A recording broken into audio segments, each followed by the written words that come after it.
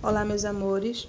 Daremos início hoje ao capítulo 3, que se trata da localização no espaço geográfico. A localização exata de um determinado lugar, ela deve ser acompanhada por instrumentos. E esses instrumentos, eles vão indicar um determinado local.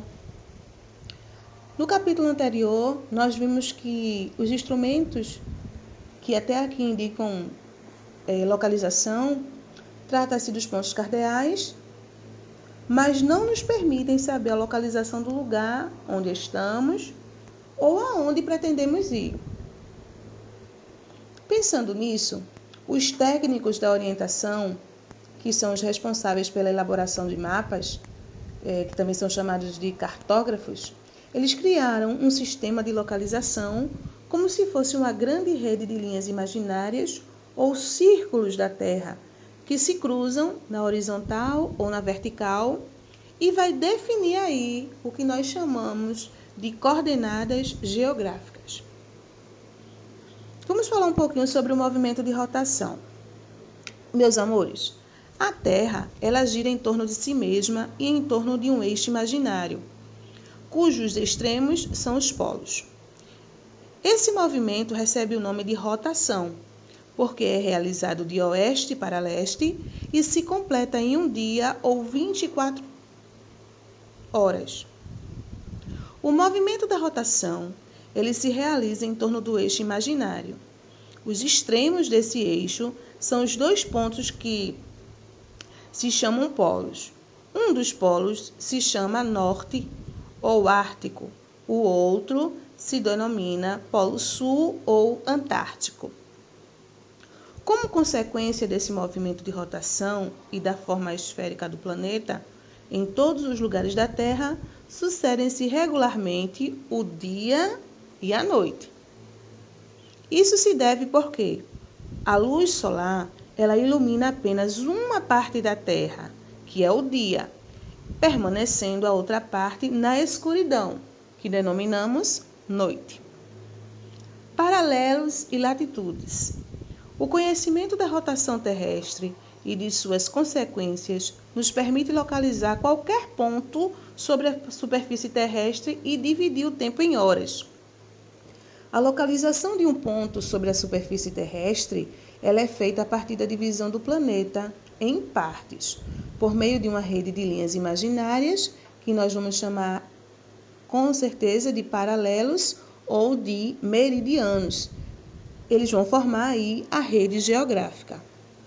Os paralelos, eles são circunferências de diferentes extensões traçadas em sentido leste-oeste, paralelas ao Equador. O Equador é o paralelo de maior extensão e vai dividir a Terra em hemisfério norte, boreal ou setentrional, e em hemisfério sul, que é o austral ou meridional.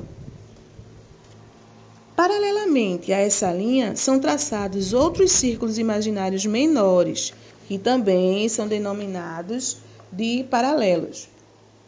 Além da linha do Equador, existem mais 4 importantes paralelos, que são eles: o Trópico de Câncer, o Trópico de Capricórnio, o Círculo Polar Ártico e o Círculo Polar Antártico.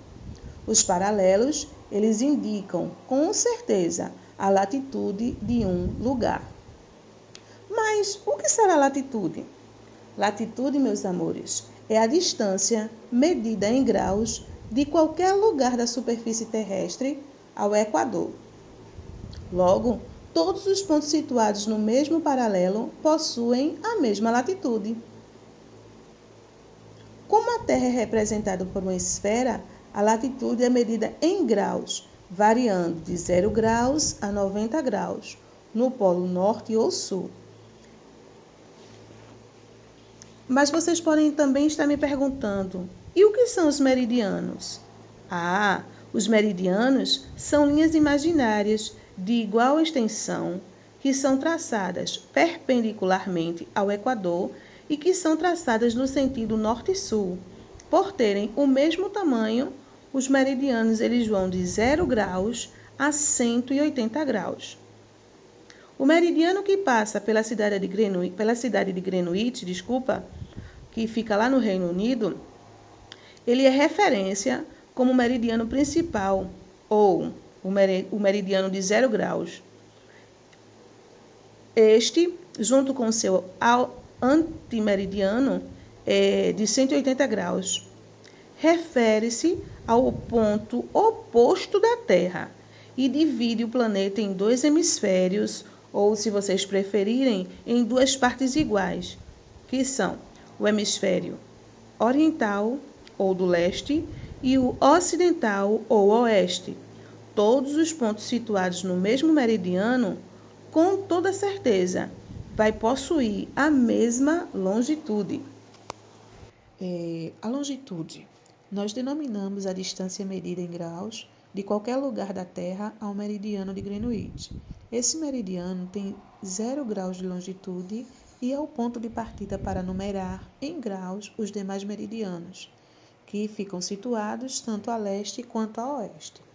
Dessa forma, gente, a longitude ela torna-se essencial para sabermos a diferença de horário de um lugar para o outro na Terra. E essas diferenças de horário, elas dependem da localização do lugar em relação ao meridiano principal. Assim como o cruzamento, 2 ruas, elas nos permitem estabelecer as coordenadas de uma esquina. A partir do cruzamento de paralelos e meridianos, nós também podemos localizar qualquer lugar na superfície terrestre.